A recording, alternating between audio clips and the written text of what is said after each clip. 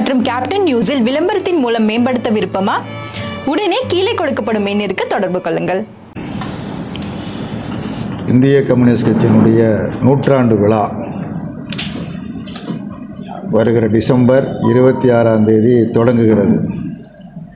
அதேபோல் இந்திய கம்யூனிஸ்ட் கட்சியினுடைய மூத்த தலைவர், விடுதலை போராட்ட வீரர், மரியாதைக்குரிய தலைவர் நல்லகண்ணு அவர்களுடைய 100ஆண்டு விழாவும் டிசம்பர் 26 தொடங்குகிறது. டிசம்பர் 26 அன்று தோழர் நல்லகண்ணு அவர்களுடைய பிறந்தநாள் விழா சென்னை இந்திய கம்யூனிஸ்ட் கட்சியின் தலைமை அலுவலகமான பாலன் இல்லத்தில் மிக சிறப்பாக கொண்டாடப்பட இருக்கிறது. அதே நாளில் தமிழ்நாடு முழுவதும் கட்சியினுடைய 100ஆண்டு விழாவும் நல்லகண்ணு பிறந்த 100ஆண்டு விழாவும் இணைத்து தமிழகம் முழுவதும் கொண்டாடப்படும் என்று வேண்டுமென்று முடிவு செய்யப்பட்டிருக்கிறது. அதனைத் தொடர்ந்து பிப்ரவரி, மார்ச் மாதங்களில் நல்லகண்ணவருடைய பிறந்தநாள் 100ஆண்டு பிறந்தநாளை ஒட்டி ஒரு பெரிய விழா சென்னையில் நடைபெறும். அதில் சிறப்பு மலர் ஒன்றும் வெளியிடுவதென்று முடிவு செய்திருக்கிறோம். அடுத்த முக்கியமான பிரச்சனையாக கோவையில் உள்ள ஈசா மையம், ஒரு மையம் செயல்பட்டு கொண்டு இருக்கிறது. ஆசிரமம், அதில் யோகா பயிற்சி சொல்லி கொடுப்பதாக சொல்லி பெரிய இடத்து பெண் பிள்ளைகள் அங்கே அழைக்கப்படுகிறார்கள். அழைக்கப்பட்டு அவர்கள் மூளை செலவு செய்யப்பட்டு பெற்றோர்களை கூட சந்திக்க விடாமல் தடுத்து நிறுத்தி அவர்களுக்கு மொட்டையடித்து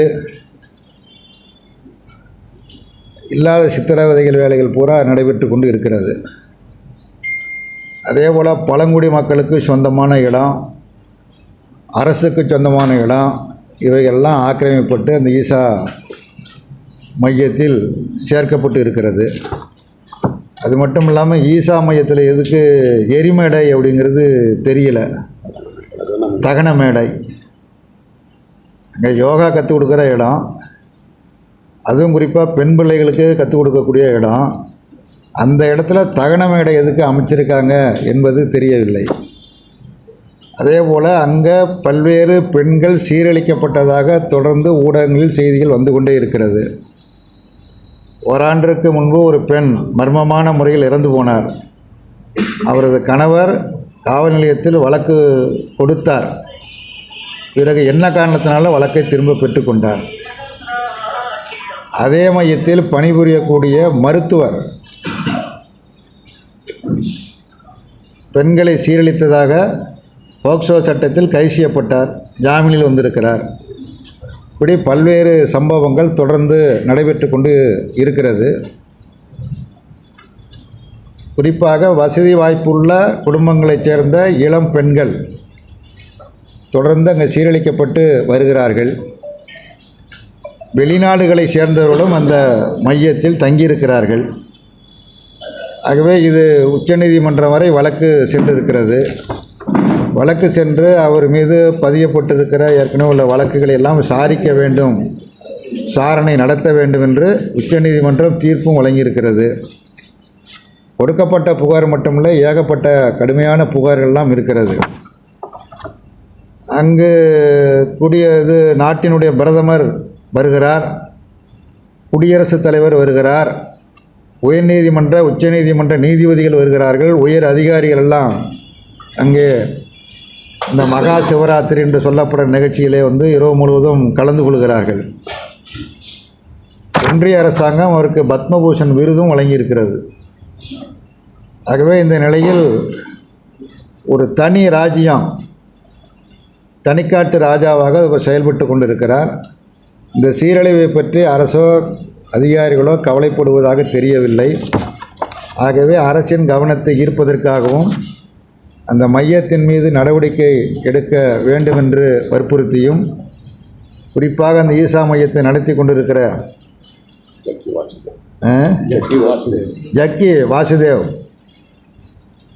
அவர் விசாரணைக்கு உட்படுத்த வேண்டும் என்று வலியுறுத்தியும், வருகிற 23ஆம் தேதி, நவம்பர் 23ஆம் தேதி இந்திய மாதர் தேசிய சம்மேளனத்தின் சார்பில் பல்லாயிரக்கணக்கான பெண்கள் கலந்து கொள்கிற ஒரு பெருந்திரள் ஆர்ப்பாட்டம் நடைபெற இருக்கிறது. இந்த ஆர்ப்பாட்டத்தை இந்திய கம்யூனிஸ்ட் கட்சி ஆதரிக்கிறது. பெண்களும் பெற்றோர்களும் அந்த ஆர்ப்பாட்டத்திற்கு தங்களது ஆதரவை தெரிவிக்க வேண்டுமென இந்திய கம்யூனிஸ்ட் கட்சியின் சார்பில் கேட்டுக்கொள்கிறோம். ஏன்னா பெருமளவுக்கு பெற்றோர்கள் பாதிக்கப்பட்டிருக்கிறார்கள். குறிப்பாக கோவையில் இருக்கக்கூடிய வேளாண்மை பல்கலைக்கழகத்தில் பணிபுரிந்த பேராசிரியர், இது பணி ஓய்வு பெற்றவர் காமராஜர், அவருடைய மகள் 2 மகள் கிட்டத்தட்ட 17 ஆண்டு காலமாக அந்த ஈசா மையத்தில் இருக்கிறார்கள். அவருடைய தாயாருக்கு உடல்நலம் சரியில்லை, மிகுந்த கவலைக்கிடமான நிலையில் இருக்கிறார். அம்மா பார்த்துட்டு போனால் அப்பா ஃபோன் அழைக்கிறாரு, நான் வரமாட்டோம், மையத்தில் தான் இருப்போம், நீ வேணா என்னை பார்த்துட்டு போ என்று தொலைபேசியில் பதிலளிக்கக்கூடிய தாயை கூட மறக்கக்கூடிய ஒரு மோசமான நிலைமை இருக்கிறது. ஒரு காமராஜ் மட்டுமல்ல, ஒரு பேராசிரியர் மட்டுமல்ல, பெரிய அளவுக்கு பலரும் பெற்றோர்கள் பாதிக்கப்பட்டிருக்கிறார்கள். ஆகவே தான் இந்த ஆர்ப்பாட்டத்தை அவர்கள் ஏற்பாடு செய்திருக்கிறார்கள். அதை நாங்கள் ஆதரிக்கிறோம். அனைத்து இந்திய இளைஞர் பெருமன்றத்தினுடைய மாநில 18வது மாநாடு வருகிற ஜனவரி மாதம் 26, 27, 28 தேதிகளில் தருமபுரியில் நடைபெற இருக்கிறது. கட்டணமில்லாத கல்வி அனைவருக்கும் வேலை என்கிற முழக்கத்தை முன்வைத்து நடைபெறக்கூடிய இந்த மாநாட்டின் தொடக்க நாளான குடியரசு தினத்தன்று 1,00,000 பேர் பங்கேற்கக்கூடிய ஒரு மகத்தான பேரணி நடத்த இருக்கிறார்கள். அதைத் தொடர்ந்து மாநாடுகளையும் நடத்த இருக்கிறார்கள். இதில் அகில இந்திய மாநில தலைவர்களெல்லாம் பங்கேற்கிறார்கள். அந்த மாநாட்டிற்கும் இந்திய கம்யூனிஸ்ட் கட்சி தனது ஆதரவை தெரிவித்துக் கொள்வதோடு தமிழக இளைஞர்கள் கல்விக்காகவும் வேலை வாய்ப்பிற்காகவும் அந்த மாநாட்டிற்கு ஆதரவளித்து பங்கேற்க வேண்டுமென கேட்டுக்கொள்கிறோம். ஒன்றிய அரசு, குறிப்பாக மோடி தலைமையிலான அரசு வந்ததற்கு பிறகு பொதுத்துறை நிறுவனங்களை எல்லாம் தனியார்மயமாக்குகிற கொள்கையை தீவிரமாக செயல்படுத்தி கொண்டு இருக்கிறார்கள். கடந்த 10 ஆண்டுகளிலும் செய்திருக்கிறார்கள். இப்பொழுது தொடர்ந்து செய்து கொண்டிருக்கிறார்கள். பாதுகாப்புத்துறைக்கு வேண்டிய கருவிகளை, துப்பாக்கி அல்லது பீரங்கி மற்ற இவைகளை தயார் செய்யக்கூடிய நிறுவனங்களை கூட தனியாரிடம் விடுகிற மிக மோசமான நிலைமை ஏற்பட்டிருக்கிறது. திருச்சியில் விமான நிலையம் இருக்கிறது. 112 கோடி ரூபாய் செலவு செய்து விரிவாக்கம் செய்து 1112 கோடி ரூபாய் செலவு செய்து கடந்த ஜனவரி மாதம் 2ஆம் தேதி தான் பிரதமரால் அது திறந்து வைக்கப்பட்டது. இப்பொழுது பெரிய அளவுக்கு அது விரிவாக்கம் செய்யப்பட்டிருக்கிறது. பொதுமக்களுக்கு பெருமளவுக்கு அது பயன்பட்டு வருகிறது. அப்படிப்பட்ட திருச்சி விமான நிலையம், அதே போன்று சென்னையில் இருக்கிற பெரிய விமான நிலையம், மதுரை விமான நிலையம், நாட்டில் உள்ள பல்வேறு இடங்களில் இருக்கக்கூடிய விமான நிலையங்கள் இவையெல்லாம் தனியாரிடத்தில் கொடுப்பதற்குள்ள நடவடிக்கைகளை மேற்கொண்டிருக்கிறார்கள். ஏற்கனவே பல விமானங்களை கொடுத்து விட்டார்கள். இந்த விமான நிலையங்களுக்கு தேவையான நிலங்களை கைப்பற்றுகிற பொழுது சாதாரண ஏழை விவசாயிகளிடமிருந்து மிக குறைந்த விலைக்கு அதை கையகப்படுத்தியது மட்டுமல்லாமல் நாட்டு மக்களுடைய வரிப்பணத்திலிருந்து கோடிக்கணக்கான ரூபாய் விமான நிலையங்களை உருவாக்குவதற்கு செலவு செய்யப்பட்டிருக்கிறது. அப்படி செலவு செய்யப்பட்ட விமான நிலையங்களை தனியாருக்கு கொடுக்க வேண்டிய அவசியமில்லை, தேவையில்லை. இதனால் பொதுமக்களுக்கு பல்வேறு வகையில் பாதிப்பு ஏற்படுகிறது. ஒரு விமானி பயணம் செய்தால் அதற்குரிய கட்டணத்தில் மிக குறைந்த கட்டணத்தை ஒன்றிய அரசாங்கத்திற்கு செலுத்திவிட்டு அதே நேரத்தில் பயணிகளிடத்தில் பல மடங்கு கட்டணமாக வசூல் செய்யக்கூடிய மிக மோசமான நிலைமை ஏற்கனவே ஏற்பட்டுவிட்டது. குறிப்பாக திருவனந்தபுரம் விமான நிலையம் அதானியிடம் வழங்கப்பட்டிருக்கிறது. கேரள அரசாங்கம் நீங்கள் அதானியிடம் கொடுக்க வேண்டாம், அந்த விமான நிலையத்தை மாநில அரசாங்கத்திடம் ஒப்படையுங்கள், நாங்களே ஏற்றது நடத்துகிறோம் என்று கோரிக்கை வைத்தார்கள். அதை அரசு ஏற்கவில்லை, ஒன்றிய அரசாங்கம் ஏற்கவில்லை. மாறாக அதானியிடம் கொடுக்கப்பட்டது. அதானியிடம் சென்ற பிறகு குறைந்த கட்டணத்தை ஒன்றிய அரசாங்கத்துக்கு செலுத்திவிட்டு கொள்ளை லாபம் அடிக்கக்கூடிய மிக மோசமான நிலைமை அங்கே ஏற்பட்டிருக்கிறது. அத்தகைய நிலைமை தான் இங்கேயும் ஏற்படும். ஆகவே இந்த கொள்கை முடிவை ஒன்றிய அரசாங்கம் கைவிட வேண்டும் என்று இந்திய கம்யூனிஸ்ட் கட்சியின் சார்பாக வலியுறுத்தி கேட்டுக்கொள்கிறோம். உலகத்தில் இருக்கிற தொழிலாளர்களிலேயே எந்த தொழிலாளர்களுக்கும் ஏற்படாத பாதிப்பு தமிழக மீனவர்களுக்கு ஏற்பட்டிருக்கிறது.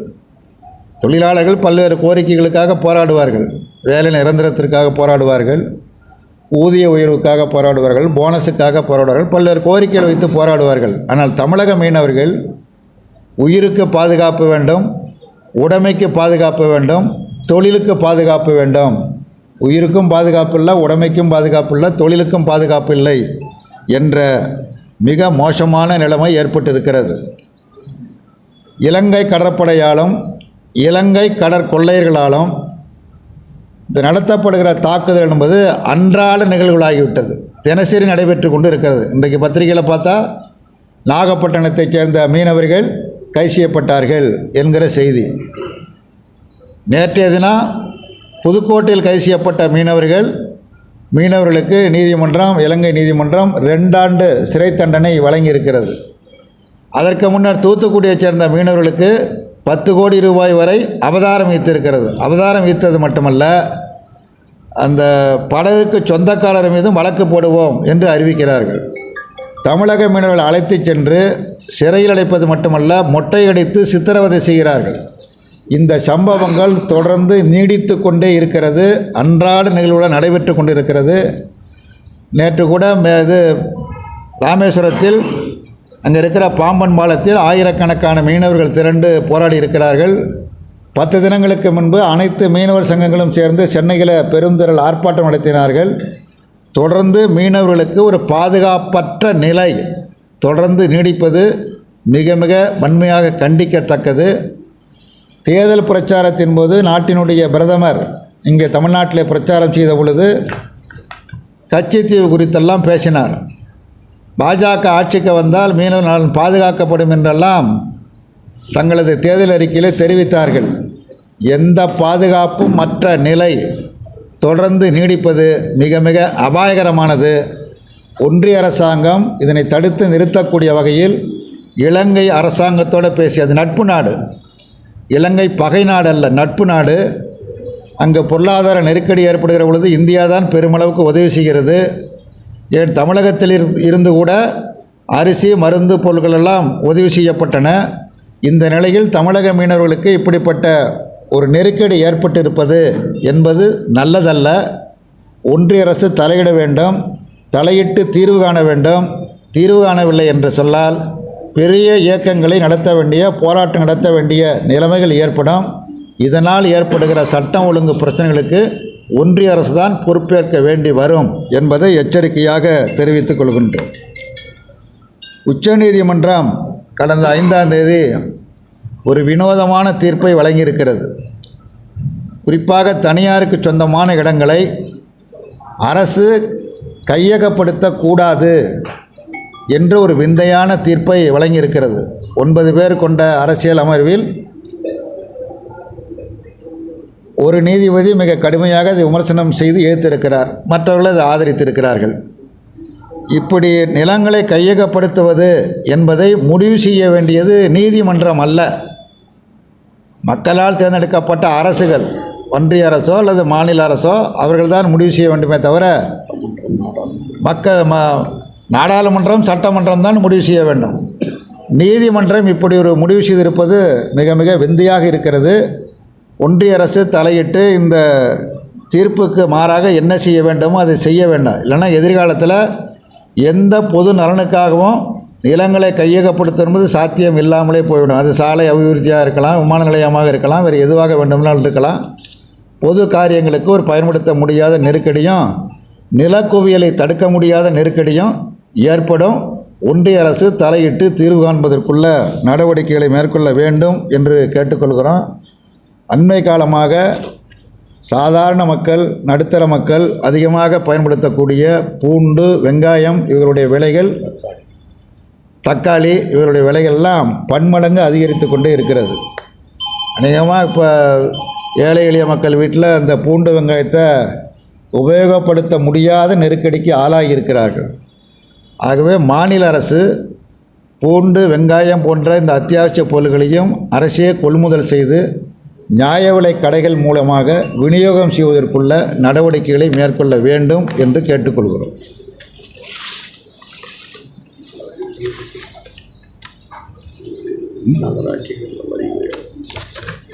மாநகராட்சி இல்லை, அது என்ன வரி? என்ன வரி? சொத்து வரி. நகர்ப்புற பகுதிகளில் மாநகராட்சி, நகராட்சி பகுதிகளில் சொத்து வரி பன்மடங்கு உயர்த்தப்பட்டிருக்கிறது. மாநகராட்சி கூட்டங்களிலிருந்து கம்யூனிஸ்ட் கட்சி உறுப்பினர்கள் சென்னை, கோவை, இது மாதிரி திருச்சி, மதுரை போன்ற இடங்களில் ஆட்சேபனை செய்து வெளிநடப்பு செய்திருக்கிறார்கள். இந்த பன்மடங்கு, அதாவது ஒன்றிய அரசாங்கத்தினுடைய நிர்பந்தம் இருக்கிறது என்பது எங்களுக்கு தெரியும். கண்டிப்பாக ஆண்டுதோறும் 6% வரியை உயர்த்த வேண்டும் என்று ஒன்றிய அரசாங்கம் நிர்பந்தம் செய்கிறது. நாங்கள் மறுக்கல, அது தெரியாமலும் இல்லை. ஆனால் அதே நேரத்தில் அதை தவிர்ப்பதற்கு என்ன செய்ய வேண்டுமோ அதை செய்வதற்கு நடவடிக்கையை மேற்கொள்ள வேண்டும். இல்லை என்றால் இந்த கட்டண உயர்வு என்பது மிக கடுமையாக இருக்கிறது. அரசு இதை மறுபரிசீலனை செய்து திரும்ப பெறுவதற்குள்ள நடவடிக்கைகளை மேற்கொள்ள வேண்டும் என்று இந்திய கம்யூனிஸ்ட் கட்சியின் சார்பில் கேட்டுக்கொள்கிறோம்.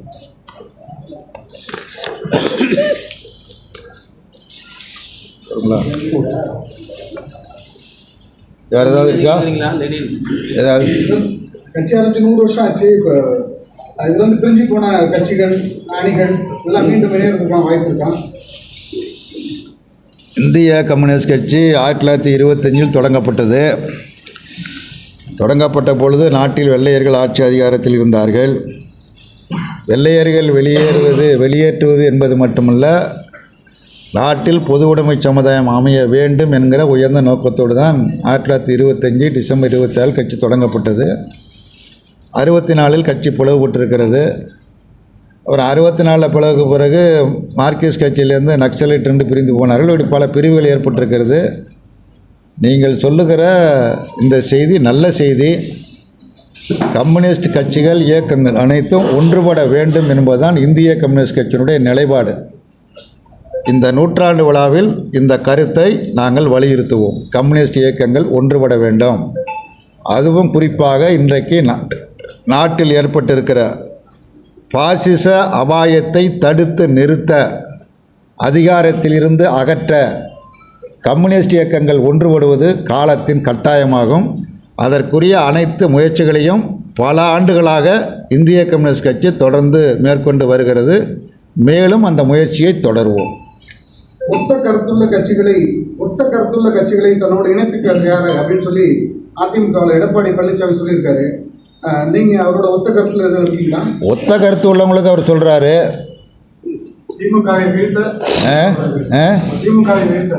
திமுகவை இல்லை திமுக விட்டுட்டு மற்றவங்களெல்லாம் கூப்பிடுறாரு. பாஜகவையும் கூப்பிடுறாரு. அதாவது பாஜகவை தவிர்த்துட்டு கூட்டணி அமைக்குமான்னு கேட்டதுக்கு எனக்கு பதில் சொல்றேன். பாஜக தவிர்த்துட்டுன்னு கேட்குறதுக்கு அவர் சொல்கிறது, அவங்க மாவட்ட செயலாளர் கூட்டத்தில் அவர் பேசினதா வந்த செய்தி, திமுகவை தவிர மற்ற கட்சிகளை விமர்சிக்காதீர்கள் அப்படின்னா அங்கே பாஜக இருக்குல்ல. இப்போ திரும்ப பாஜகவோட அங்கே ஒரு துண்டு போட்டு வச்சுருக்கிறார். அதானே பொருள், அதுக்கு அதானே அங்கே ஒரு துண்டு போட்டு வச்சுருக்கிறாரு. அவங்க ஒத்த கருத்துடையவங்க தான், அவங்கள சேர வேண்டியவங்க தான் சேரட்டும். எடப்பாடி பழனிசாமி சொன்ன கருத்தை வந்து தமிழிசை சவுந்தரராஜன் வரவேற்றிருக்காங்க. அதான் அவங்க எடப்பாடி சொன்னால் தமிழிசை வரவேற்க தான் செய்வாங்க. அதுதான் ஒத்த கருத்துடைய கட்சி. தேர்தலுக்கு காலம் இருக்கு, கொஞ்சம் வெயிட் பண்ணுங்க, திமுக கூட்டணியிலேருந்து சில கட்சிகள் வரும் அப்படின்னு யார் சொல்கிறா? தமிழிசையா? அவங்க பாவம் ஆளுநராக பணியாற்றி ஓய்வு பெற்றவங்கெல்லாம் அரசியல் பேசி ஒன்றும் கதைக்கு ஆகாது. உங்களுடைய தொழிற்சங்கங்கள் அனைத்துமே ஆளும் அரசுக்கு எதிராக தான் இருக்காங்க. ஏன்னா அவங்களுடைய கோரிக்கை நிறைவேற்றப்படலை. ஆனால் அது சம்பந்தமாக உங்கள்கிட்ட ஒரு வலுவான கோரிக்கை எழலை, அவங்களுக்கான அழுத்தம் தரல அப்படிங்கிற ஒரு அதிருப்தி இருக்குது. அதை பற்றி நீங்கள் என்ன சொல்லுவாங்க? யார் அதிருப்தி படுறா? இப்போ உங்களுடைய தொழிற்சங்கங்கள் எல்லாமே வந்து ஒவ்வொரு விதமாக அதிருப்தியில் தான் இருக்காங்க. எங்கள்கிட்ட யாரும் அதிருப்தியை தெரிவிக்கலை. இப்போ நீங்கள் சொல்லி தான் தெரியுது. அப்படி அதிருப்தி இருந்தால் அந்த அதிருப்தியை போக்கிடுவோம். அப்போ வந்து ஏஐடிசியோ சிஐடியோ யாருமே வந்து அதிருப்தியில் இல்லை, யாரும் இல்லை. அப்படி அதிருப்தி ஆகணும்னு விரும்புகிறீங்க. நீங்கள் விரும்பலை, விரும்புகிறாங்க, அவங்க விருப்பம் நிறைவேறாது. தொழிற்சங்கங்கள் தங்களுடைய கோரிக்கைகளுக்காக போராடுகிறார்கள். சென்னையில் சாம்சங் பிரச்சனை காஞ்சிபுரத்தில் வந்தது. ஏஐடிசி, சிஐடி மற்ற தொழில் இணைந்து போராடினார்கள். இந்திய கம்யூனிஸ்ட் கட்சி, மார்க்சிஸ்ட் கட்சி இணைந்து போராட்டங்கள் நடத்தியிருக்கிறோம். பிறகு அந்த பிரச்சனையை பேசி சுமூகமாக முடித்தும் இருக்கிறோம். அதனால் அரசு தலையிட்டு அதை சுமூகமாக முடித்து பேசி தீர்த்துருக்கிறோம். அதிருப்தி ஆகணும்னு எதிர்பார்க்குறாங்க. எதுக்கு அதிருப்தி ஆகணும்னு தெரியல. பிரச்சனை தீரலைன்னா தானே அதிருப்தி அடையணும். பிரச்சனை தான் தீர்ந்துகிட்டு இருக்குதே. தீராத பிரச்சனைக்கு போராடுறோம். முதல்வர் ஓப்பனாக சொல்கிறாரு, நிதி இல்லை, வாய்ப்பு இல்லை, உங்களோட கோரிக்கை நிறைவேற்ற முடியாதுன்னு சொல்கிறாரு. இப்போ இந்த பழைய ஓய்வு திட்டம் தான் வந்து ஒரு மிக முக்கியமான பிரதான கோரிக்கையாக இருக்குது அவங்களுக்கு. அரசு ஊழியர்களாக இருக்கட்டும், ஆசிரியர்களாக இருக்கட்டும். அதுக்கு இன்னும் உறுதியான பதில்கள் வந்து கிட்டத்தட்ட 3 வருஷம் ஆட்சி முடிஞ்ச போது அது நீங்கள் முதலமைச்சர்கிட்ட கேளுங்க. அவர்கிட்ட கேளுங்க. இந்த மாதிரி சொல்கிறீங்களே, தேர்தல் காலத்தை அப்படி சொல்லிருக்கிறீங்களே, என்ன சொல்கிறீங்கன்ட்டு முதலமைச்சரை பார்த்து கேளுங்க. என்ன கேட்டிங்கன்னா எங்களோட சட்டத்தில் நெருக்கமாக நீங்கள் தான் இருக்கீங்க. இல்லை கேள்வி, நீங்கள் கேட்குற கேள்விக்கு விடையளிக்கிற இடத்துல நான் இல்லை, நான் முதலமைச்சர் இல்லை, நான் தோழமை கட்சி தான். தோழமை கட்சிங்கிற முறையில் என்னென்ன கோரிக்கைகளை முதலமைச்சரை சொல்ல முடியுமோ சொல்லிகிட்டு இருக்கிறோம். நிறைவேறுகிறது, சிலது நிறைவேற்றப்பட வேண்டியிருக்கிறது. இயக்கம் நடத்த வேண்டியது இயக்கங்கள் நடத்தி கொண்டு இருக்கிறோம். இப்போ இது கட்டண உயர்வு, இப்போ இதில் மாநகராட்சிகள்லேருந்து கட்சி உறுப்பினர் வெளிநடப்பு பண்ணுறாங்க. இப்போ இங்கே சொன்னால் அது கட்டண உயர்வு திரும்ப பெறணும்னு சொல்கிறோம். ஏற்கனவே தீர்மானங்களும் போட்டிருக்கிறோம். கட்டண உயர்வை திரும்ப பெற வேண்டும் என்று தீர்மானங்கள் போட்டிருக்கிறோம். அப்போ எதை அரசுக்கு சொல்ல வேண்டுமோ, மக்களுக்கு அதிருப்தியாக இருக்கக்கூடிய விஷயங்களை அரசின் கவனத்துக்கு கொண்டு செல்லுகிறோம். தேவையானால் இயக்கங்களையும் போராட்டம் நடத்துகிறோம். அவ்வளவுதான். 2026 தேர்தலில் திமுக கூட்டணியோடு தான் நாங்கள் இருப்போம் அப்படின்னு கட்சி தலைவர் திருமாவளவன் உறுதியாக சொல்லிட்டார். உங்களுடைய நிலைப்பாடு 2026 தேர்தல் தானே, அதுக்கு இன்னும் எவ்வளோ காலம் இருக்குது. 1.25 ஆண்டுக்கு இருக்குது, பார்த்துக்கலாம். இந்த சூரியனார் கோயில் ஆதீனம் சமீபத்தில் திருமணம் செஞ்சிருக்காரு. சூரியனார் கோயில் ஆதீனம் சமீபத்தில் இப்போ திருமணம் செஞ்சிருக்காரு. சரி, கிராம மக்கள், சுற்றுவட்டார மக்கள்லாம் வந்து அவர் வெளியேற்றி ஆதீனத்தை பூட்டிட்டாங்க. திருமணம் பண்ணிக்கக்கூடாதுன்னா திருமணம் பண்ணிட்டீங்க, ஆதீனத்தில் இருக்காதீங்க, வெளியேறுங்க அப்படிங்க. சாமியார்கள் ஒரு திருமணமாக பண்ணிக்கிறாங்க, 1000 திருமணம் பண்ணிக்கிறாங்க. தெரிஞ்சது ஒன்று, தெரியாது ஏராளமாக இருக்குது. அதெல்லாம் ஒரு பெரிய விஷயமா? நம்ம நித்யானந்த சாமி எத்தனை கல்யாணம் பண்ணியிருக்கிறாரு? இந்த இது பிரேமானந்த சாமி எத்தனை கல்யாணம் பண்ணியிருக்காரு? இந்த ஈசா மைய பேர் என்ன, ஜக்கி வாசுதேவ், நக்கீரன் பத்திரிகையில் அட்டைப்படமே வந்துருக்குது. இது கால் கட்ட விரலால் தீட்சதை வழங்குறாரு. தீட்சதை எங்கே வழங்குறாரு? தினகரன் இது நக்கீரன் பத்திரிக்கை வாங்கி பாருங்கள், எங்கே வழங்குறாருன்னு தெரியும். சாமியார்கள் வந்து ஒரு கல்யாணமா? வெளியில் தான் சொல்லுவாங்க முற்றும் துறந்த முனிவர்கள்னு, உள்ளர வேற மாதிரி நடக்கும். எல்லா கட்சிகளும் தேர்தல் தயாராகிட்டு இருக்காங்க. இந்த சட்டமன்ற தேர்தலுக்கு திமுகவாக இருக்கட்டும், இப்போ நம்ம விடுதலை சிறுத்தைகளாக இருக்கட்டும். நீங்கள் 2026க்கு உங்களுடைய கட்சியிலாம் எப்படி தயாராகிட்டு? நாங்களும் தயாராகிவிட்டோம். எங்களுடைய தோழர்கள் வாக்குச்சாவடி தோறும் புதிய வாக்காளர்களை சேர்க்கிற பணியில் அதான் இப்போ முதல் பணி. அந்த பணியில் ஈடுபட்டிருக்கிறாங்க. புதிய வாக்காளர், குறிப்பாக புதிய வாக்காளர்களை சேர்ப்பது. இது பல வாக்காளர்களை பேர் இருக்கும், அவங்க ஊர்லேயே இருக்க மாட்டாங்கள, அது இறந்து போயிடுவாங்க, அது நீக்குவது. இந்த பணியில் முதல்ல ஈடுபட்டிருக்காங்க. அனைத்து வாக்குச்சாவடியும் முகவர்கள் நியமனம் பண்ணுகிற அந்த பணிகளை மேற்கொண்டிருக்கிறார்கள். இதுதான் தேர்தல் பணியினுடைய தொடக்கம். இதிலிருந்து தொடர்ச்சியாக எங்களுடைய பணி தொடர்ந்து மேற்கொள்ளப்படும். கடந்த முறை பார்த்தீங்கன்னா இப்போ உங்களுக்கு அதிக அளவுக்கு ஆஃபர் இருக்குது. என்ன கேட்டிங்கன்னா, திமுக, அதிமுக 2 கட்சி, அடுத்து பாஜகன்னு ஒரு கட்சி இருந்துச்சு, 3 கட்சி தான் இருந்துச்சு. இந்த முறை தாவாக்கான ஒரு கட்சி, விஜயம் கட்சியாக இருந்திருக்காரு. இந்த மாதிரி கட்சிகள் அதிகரிக்கிறப்ப நீங்கள் சீட்டு அதிகமாக கேட்க வாய்ப்பு இருக்கா? ஆப்பர்னு பேர் அதுக்கு. நாங்கள் என்ன ஆடு மாடா? இல்லை ஜவுளி கிடையா? இல்லை ஜவுளி கிடையாது, வியாபாரமா? அரசியலில் வியாபாரம் இந்திய கம்யூனிஸ்ட் கட்சி ஒருபோதும் வியாபாரம் பண்ணாது. எங்களுக்கு உரிய பலம் என்னன்னு எங்களுக்கு தெரியும், எப்படி செய்யணும் என்னங்கிறது தெரியும். அதெல்லாம் தேர்தல் வர பொழுது பேசி முடிக்க வேண்டிய விஷயங்கள். எங்களுக்கு ஒரு நோக்கம் இருக்குது, எங்களுக்கு ஒரு லட்சியம் இருக்குது. வகுப்புவாத சக்தி பாசிஸ்ட் பாஜக தமிழ்நாட்டில் கால் ஊன்றக்கூடாது. அதற்குள்ள அரசியல் நடவடிக்கைகள் என்னவோ அந்த நடவடிக்கையை மேற்கொண்டு இருக்கிறோம். அதை மேலும் மேலும் தீவிரப்படுத்துவோம். தமிழகத்துல பருவமழை முன்னெச்சரிக்கை நடவடிக்கை மேற்கொள்ளப்படும் சொல்லியிருக்காங்க. ஆனா அதிகாரிகள் தரப்புல அந்த ஆய்வு அதெல்லாம் சுணக்கமா இருக்கு அப்படிங்கிறாங்க. சிறிய மழைக்கே எல்லாம் பாத்தீங்கன்னா ஒரு சில இடத்துல தண்ணீர் தேங்கிடுது, கால்வாயெல்லாம் அடைக்காம இருக்கு. வடகிழக்கு பருவமழை தொடங்கப் போகிறது என்று அறிவித்த உடனேயே அரசு ஒரு பெரும் முயற்சி எடுத்து முன்னெச்சரிக்கை நடவடிக்கைகளை கடுமையாக மேற்கொண்டது.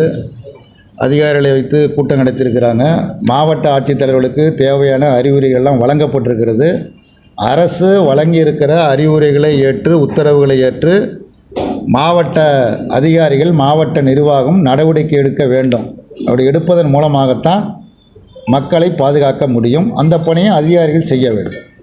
திமுக ஆட்சி வந்தவங்க மதுபான கடைகள் அதிகரிச்சிருக்கு, மது போதைகள் அதிகரிச்சிருக்கு, சட்ட ஒழுங்கு சரியில்லைன்னு சொல்லி முன்னாள் அமைச்சர் அதிமுக அமைச்சர் முனுசாமி தெரிவிக்கிறாரு. யாரு? கேபி முனுசாமி. அதிமுக முனுசாமி தானே? அவங்க ஆட்சியில் இது இப்போ டாஸ்மாக் கடை இருந்ததா இல்லையா? திமுக ஆட்சி வந்ததுக்கப்புறம் அதிகரிச்சிருக்கிறாரா? சரி, அதை பார்க்கலாம். குறைக்கிறதுக்கு அவர்கிட்ட என்னென்ன யோசனை இருக்குன்னு கேட்போம். இப்போ இந்த அரசியல்கள் எப்படி இருந்துச்சுன்னா, திராவிடம் ஒன்று, இங்கிட்ட தமிழ் தேசியம்னு ஒன்று, இந்த மாதிரி ஒரு கொள்கை சார்ந்து பேசக்கூடிய ஒரு இடம் வந்துச்சு. இது வரைக்கும் இல்லாத முன்னாடி கட்சி எம்ஜிஆர், ஜெயலலிதா, கருணாநிதி இப்படி இந்த விஜய் கட்சி ஆரம்பிச்ச பிறகு தமிழ் தேசியமா திராவிடமா இப்படிதான் பேச ஆரம்பிச்சிருக்காங்க. எப்பொழுதுமே அரசியல் விவாதம் நடந்து கொண்டு தான் இருந்தது. அது எம்ஜிஆர் காலமாக இருக்கலாம், அண்ணா காலமாக இருக்கலாம், கலைஞர் காலமாக இருக்கலாம், ஜெயலலிதா காலமாக இருக்கலாம். விஜய் வந்ததுனால தான் அரசியல் விவாதமே வந்திருக்கு என்று சொல்வது சரியல்ல. எல்லா காலங்களிலும் அரசியல் விவாதம் நடைபெற்று கொண்டு தான் இருக்கிறது, எப்பொழுதும் நடைபெறுகிறது. அவ்வளோதான். இதோட புதுசெல்லாம் ஒன்றும் கிடையாது. சோசியலிசம் தான் சிறந்தது. சோசியலிசம் அதுதான் மிகச்சிறந்தது. அதை மிஞ்சியது எதுவும் இல்லை.